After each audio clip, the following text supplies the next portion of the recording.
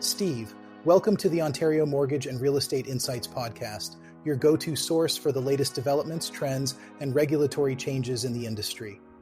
I'm your host, Steve Hamoen, here to provide you with insights sourced from reputable news outlets to help you stay informed and make well-informed decisions. Janine, this podcast is brought to you by Real Approved Incorporated, a trusted mortgage brokerage dedicated to helping Canadians achieve their homeownership dreams. Visit realapproved.ca to learn more about how our experienced team can assist you with your mortgage needs. Let's dive into today's episode. Steve, our first topic today is a significant decision from the Ontario Court of Appeal, which recently upheld a trial judge's findings of liability for fraudulent misrepresentation and unconscionability in a mortgage and construction contract case. This case is Mackenzie Barneswell versus Expert Credit Control Solutions Incorporated, 2025 ONCA 253. Janine? Right, Steve. This case involves S. Joshi, who was the director of a private mortgage lender, Expert Credit Control Solutions. The respondent, who had previously borrowed money from Joshi's company, was encouraged by him to enter into mortgages with Expert Credit, which were later consolidated into a single mortgage. Joshi also persuaded her to enter a construction contract with Right Choice Builders Incorporated, a fictitious company he claimed was his, with Expert Credit managing the construction. Unfortunately, the construction work was left incomplete after a series of issues. Steve, that's correct. The respondent filed an action to nullify the mortgage and construction contract, citing fraudulent misrepresentation. She alleged that Joshi misrepresented his role as director of Right Choice, which was neither registered nor incorporated, and induced her to enter into these transactions through deceit. Janine, the trial judge found in favor of the respondent, setting aside the construction contract and the mortgage, which was worth over $1 million. The judge also awarded damages for contractual breach and negligence in performance. However, the case didn't end there, did it, Steve? Steve, no, Janine, it didn't. The appellants challenged these findings. They denied any wrongdoing and argued that the respondent was sophisticated enough to understand the transactions. They also claimed that the fictitious nature of Right Choice was not a material fact affecting the contract's validity. Janine, the appeal court, however, upheld the trial judge's conclusions regarding Joshi's exploitation of their friendship and the respondent's lack of sophistication. They agreed that fraudulent misrepresentation and unconscionability tainted some of the mortgage transactions. Steve, interestingly, while the appeal court agreed with the liability findings, they saw errors in the remedies imposed by the trial judge. They maintained the damages award for the construction contract, but adjusted the mortgage aspect. Instead of invalidating the entire mortgage, they reduced the amount owed, considering advances the respondent received that were not tainted by the misconduct. Janine, this adjustment was significant, Steve, as it highlighted the complexity of balancing justice for the respondent while avoiding an undue windfall. The appeal court also noted the importance of considering what the respondent legitimately owed, separate from the misconduct issues. Steve? Absolutely, Janine. This case underscores the importance of transparency and integrity in financial transactions, especially when there's a power imbalance. It also serves as a cautionary tale for both lenders and borrowers to ensure clarity and honesty in their dealings. Janine. Indeed, Steve. For our listeners, this case is a reminder to always seek professional advice and thoroughly understand any contracts before signing. It's crucial to be aware of your rights and the legal implications of your financial decisions. Steve, inflation in Canada has eased to 2.3% year over year in March, which is a decrease from February's 2.6% and lower than what economists were predicting. This decline is largely due to reduced prices for travel tours, gasoline, airfares, and cellular services. However, an end to the GST and HST holiday has led to higher restaurant food prices, which is interesting because it shows how tax changes can directly impact consumer costs. Janine, That's true, Steve. While the headline inflation numbers are down, we need to look at the bigger picture. Shelter costs, for instance, are rising, up 3.9% year over year. This increase in shelter costs is significant because it affects so many Canadians' day-to-day lives. It's a reminder that even when some prices drop, others can offset those savings, impacting household budgets. Steve, exactly, Janine. And with the Bank of Canada's previous rate cuts and declining fixed mortgage rates, we've seen mortgage interest costs drop to 7.9% in March from 9.0% in February. But despite this, the Bank of Canada is still in a tough spot. Their core inflation measures, like CPI trim and CPI median, are still high, around 2.8% and 2.9%, suggesting that underlying price pressures aren't going away easily. Janine, right. And it seems like the Bank of Canada is weighing a lot of factors for their next rate decision. There's persistent trade tension affecting the economy, and experts are divided on whether these inflation figures will push the bank to make a cut. It's a complex situation, and while lower inflation is good news, the broader economic environment is still challenging. Steve, analysts like TD's James Orlando are optimistic about a potential rate cut, citing lower energy prices due to the elimination of the carbon tax. However, others like Scotiabank's Derek Holt don't think the inflation report will significantly sway the bank's decision. And then there's BMO's Douglas Porter, who sees potential for a rate cut, but with many caveats due to the high core inflation and ongoing trade issues.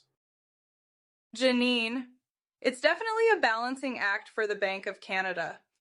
They need to consider not just inflation, but also economic headwinds like job losses and low business confidence. These factors all play into their decision-making process. For Canadians, these decisions can have real impacts on their mortgages and financial planning, so it's important to stay informed. Steve, absolutely, Janine. We'll need to watch closely what the Bank of Canada decides to do next. Their actions will certainly affect the housing market and the broader economy. For our listeners, staying updated on these developments is crucial, especially as they navigate their own financial landscapes. Janine, the spring real estate market in the Greater Toronto Area has been slower than expected this year.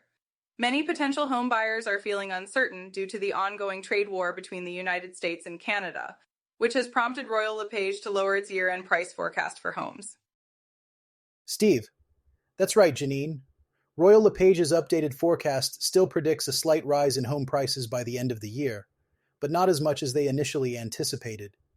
The uncertainty in the market seems to be holding buyers back, and this is a trend we're seeing across the country, not just in the Greater Toronto Area. Janine, Sean Ziegelstein from Royal LePage mentioned that the usual spring frenzy in the market hasn't appeared, and he attributes this not only to the trade war but also to factors like the long winter and the looming federal and provincial elections. People are hesitant to invest when they're unsure about the future. Steve. Exactly, Janine. The tariffs and subsequent stock market fluctuations have made potential buyers wary about their investments. They're concerned about the possibility of rising living costs and even job security, which understandably makes them cautious about making significant financial commitments like purchasing a home. Janine, according to a Royal LePage survey, 66% of Torontonians looking to buy a home in the next year have postponed their plans due to the trade dispute. It's clear that the uncertainty is having a tangible impact on people's confidence in the economy. Steve. And it's interesting to note that while the aggregate price of homes in the Greater Toronto Area dropped 2.7% year over year in the first quarter of 2025, detached home prices fell by just 0.5%, and condos saw a larger decline of 4%. This indicates a varied impact across different types of properties. Janine, yes, Steve. The Toronto Regional Real Estate Board reported that home sales in the Greater Toronto Area were the lowest for March in 23 years. The oversupply of condos, especially those aimed at investors, is a significant factor here. Many pre-construction buyers are struggling to close deals due to price drops and higher interest rates. Steve. Despite these challenges, Royal LePage's report still forecasts a 3.5% increase in home prices in the last quarter of the year, compared to the same period in 2024, although this is down from their previous prediction of a 5% increase.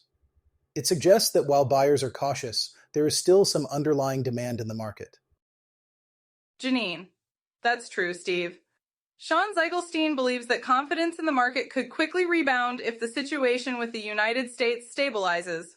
For now, it seems like first-time homebuyers might find opportunities in this cautious market environment.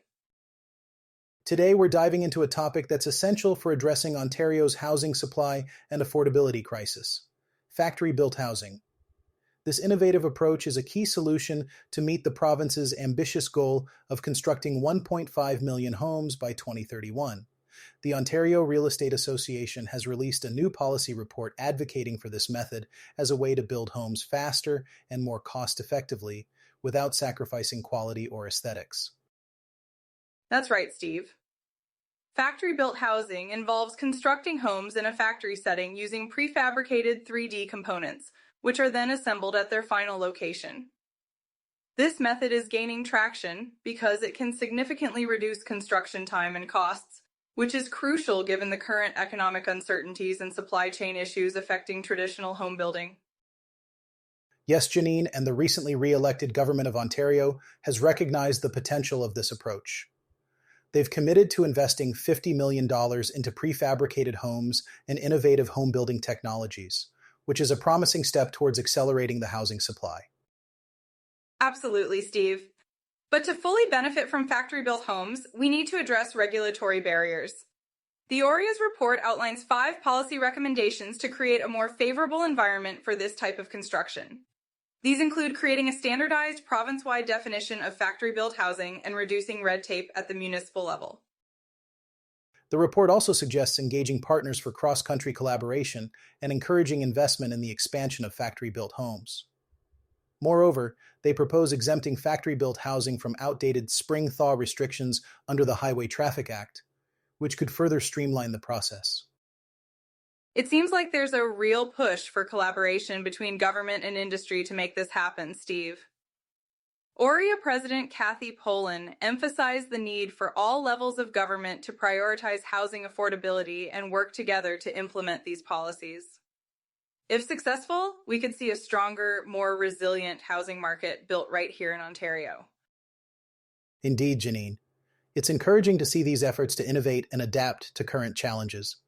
Factory-built housing could be a game changer in providing affordable homes more efficiently, which is something we desperately need. For our listeners, keeping an eye on these developments can be crucial for understanding future opportunities in the real estate market. Steve, recent data from Statistics Canada reveals an interesting shift in borrowing behavior among Canadian homeowners. It seems that younger households, particularly those under 35, have been reducing their mortgage debt, while older groups are taking on more. Janine, that's right, Steve.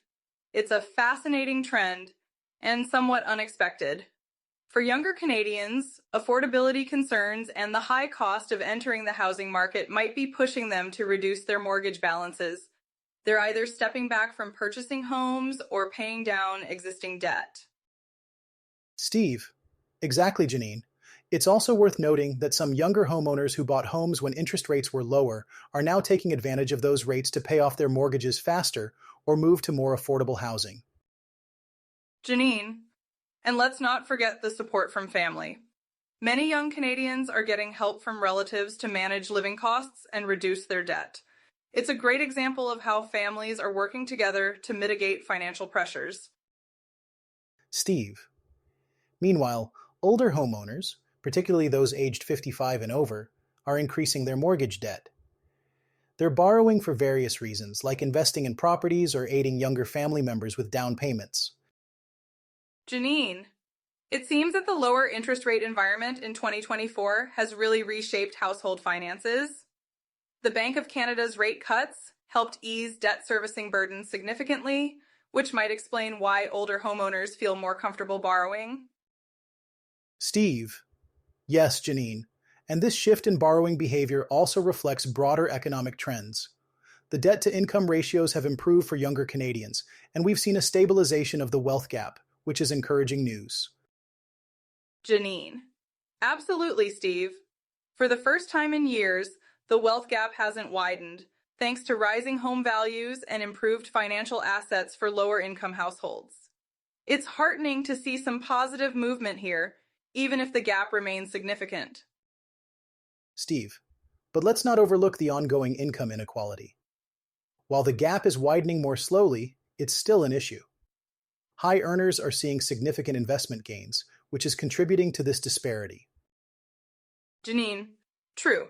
Yet it's worth noting that middle-income households have seen strong wage growth and have managed to save more by spending less than they earn. It's a testament to their resilience in a challenging economic climate.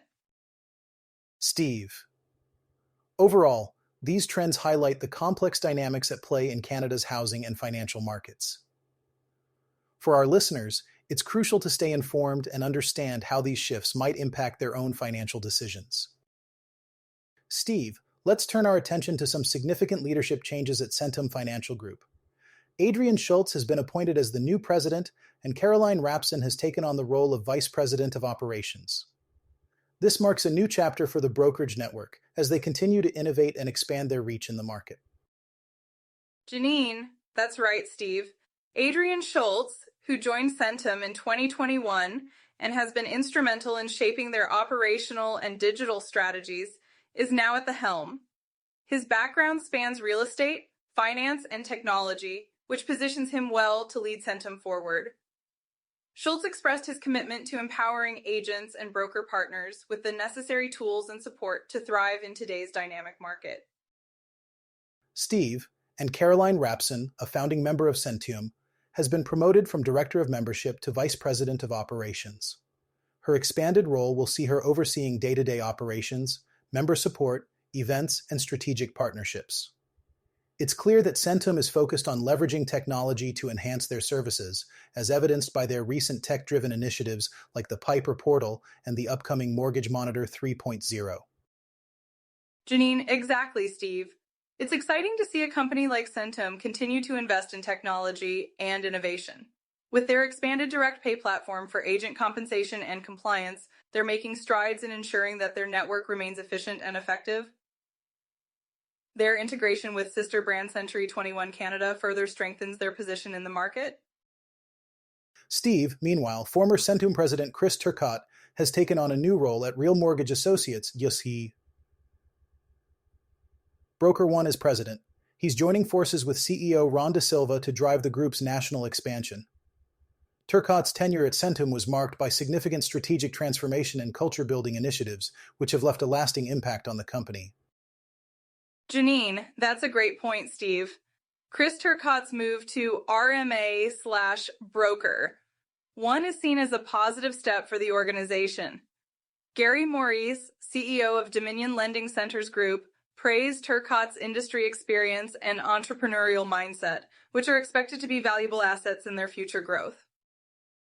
Steve, CENTUM currently operates nearly 200 offices and supports over 2,100 mortgage agents across Canada.